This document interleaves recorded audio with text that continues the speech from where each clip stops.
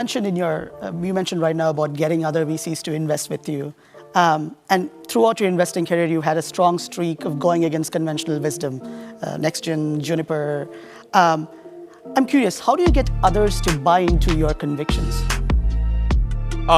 Sometimes they do after the fact, sometimes they don't. Sometimes they actually don't know any better, so they're confused, which is good. All those happen. Look, there's lots of really good VCs around, right? But there's order of magnitude more bad VCs around. Right? So there's probably half a dozen people I respect in the VC business, and probably the vast majority I don't know personally, so I won't judge them.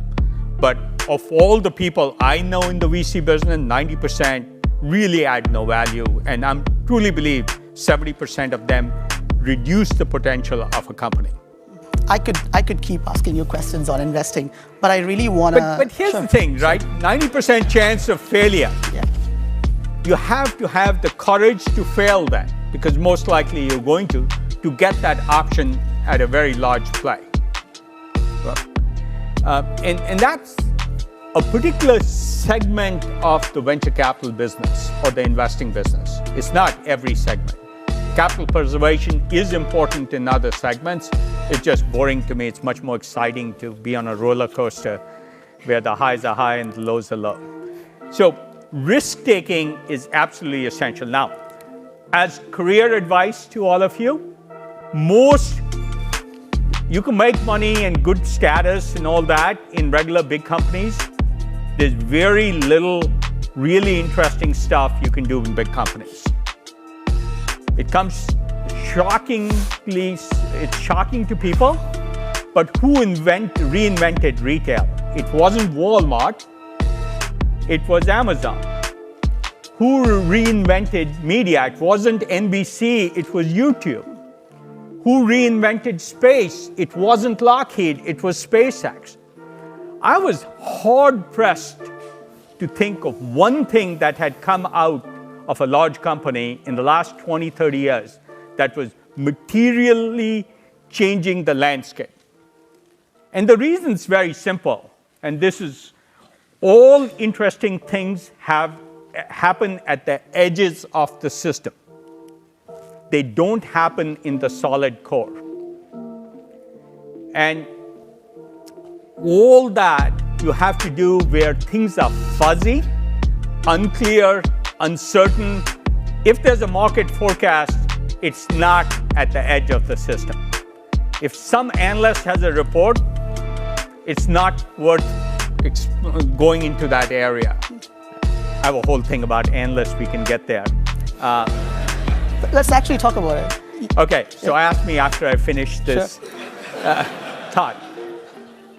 In the edges where things are uncertain is where all the evolution is, and where interesting changes in business or society happen.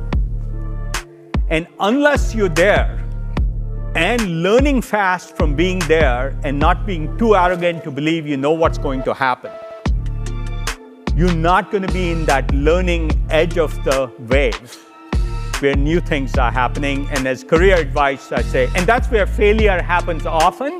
You want failure to be small and success to be very large, which is the characteristic of option value. You lose your option price, but you get option value if it's successful. That all happens at the edge. You can discover the edges where things are happening and changing. Know that you don't know, and really change the world. Now, again, bringing back to leadership, it's about having a point of view. It's about having an internal compass. This is a great point in your life to actually decide which one of those. Do you have a belief system, or are you going to do what others tell you to do? Whether it's written up in the New York Times, which somebody wrote up who doesn't understand the context, whether it's a McKinsey report or a GE forecast or a Goldman analyst, or you're going to do what you believe in. And unfortunately, very few of you will do that. I hope I convert some of you to believing in yourself And the good news is, I actually believe 5% of the people is all that's needed to be even remotely innovative to change society. I once looked at all social changes, not just business. And I looked at a decade and I said, for people born between 1940 and 1950 or 1950, of all the people born on this planet, if you take the 100 major areas and define, could you find 100 people in each of those areas from that decade, that generation, who affected change? It didn't matter whether it was music, arts, research in social sciences, technology invention, business. You can't find 100 areas, and you cannot find 100 people that stand out in each of these areas in any given decade. So less than 10,000 people born this decade will influence all of what society does, think, happen. I'd like to say you should try and be one of those people, and none of those people will follow any analyst forecast. They will have an internal compass, they'll have self-confidence in a belief system, and they'll make change happen. I'm very passionate about this because frankly, it only takes a few people to change the direction of any industry or social trend. In the last 15 years, there's only once in my life I've called somebody and say, I'd like to speak at this conference. And that wasn't a popular conference. It was a small thing in a hotel room in San Francisco, and it was called Failure Con, where everybody who had failed came. And I wanted to speak to this issue of failure. There are so many stupid things. You know, the iPad is so popular. We tried to do it. Probably one of my large mistakes in the late 80s. And I can go into details and I'll cut it short. What I would say is I'm never embarrassed about my failures. And so if you search on the web for my failures, you'll find lots of them, and you'll find me talking about them. And it's important because given my philosophy, where I screw up doesn't matter because it's a long list. In fact, it's a longer list than my successes. But like I started with, nobody remembers the data dump here. Everybody remembers Sun, right? The number of venture companies where I made stupid mistakes. I'll tell you one of my big failures. So if you go back to Sun, 1980s, Sun's logo or motto under the logo was the network is the computer. And these couple of people started this software program that did routing of IP packets or network traffic. That happened to be the beginning of Cisco. Now, when you say the network is the computer and make these arrogant marketing lines, and you forget that routing is the key element, and Cisco was born as an application on Sun, and we didn't see it.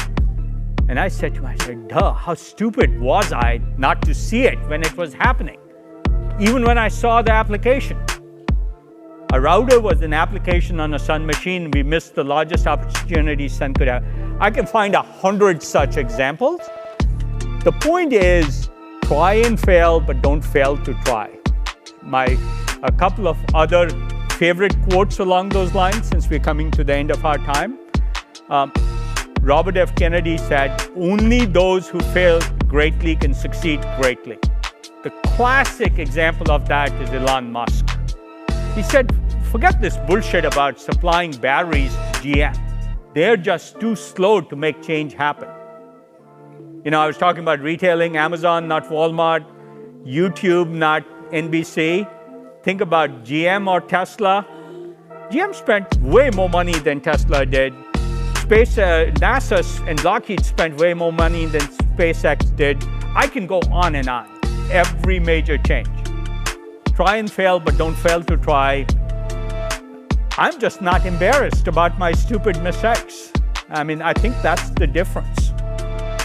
What matters most to you and why?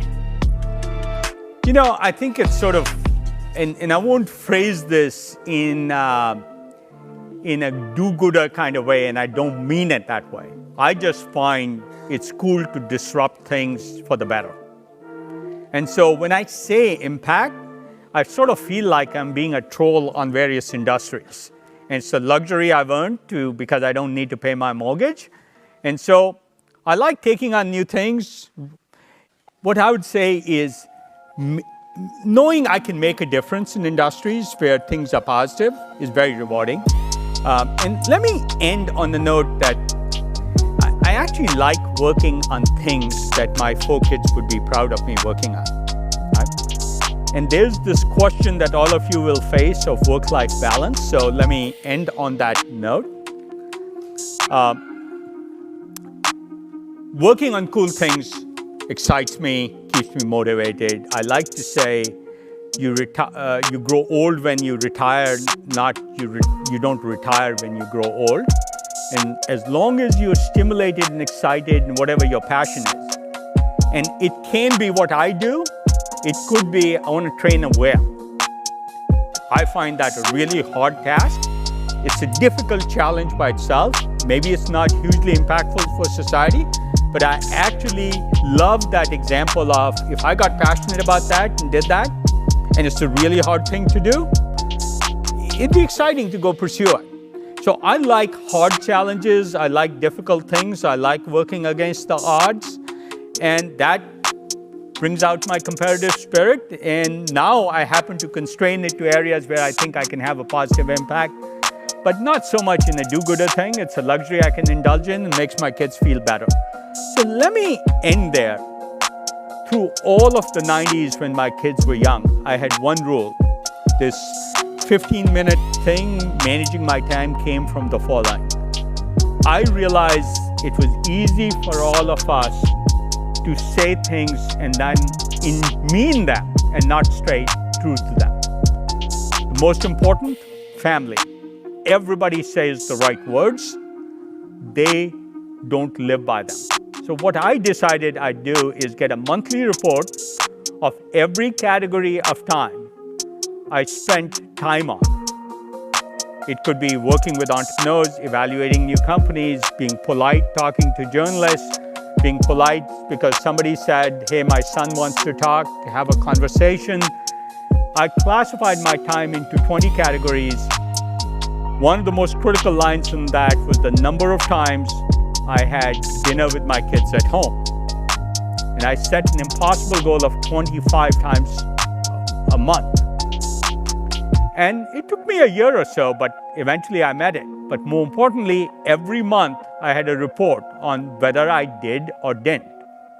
I do believe work-life balance is possible. You just have to be extremely disciplined about it. I no longer went to the pub, right? Or the O. I no longer did baseball games with friends. I only did it with my kids or son. I decided what my priorities were explicitly and then measured it to meet the requirements. I highly recommend you come up with your own priorities and measure them.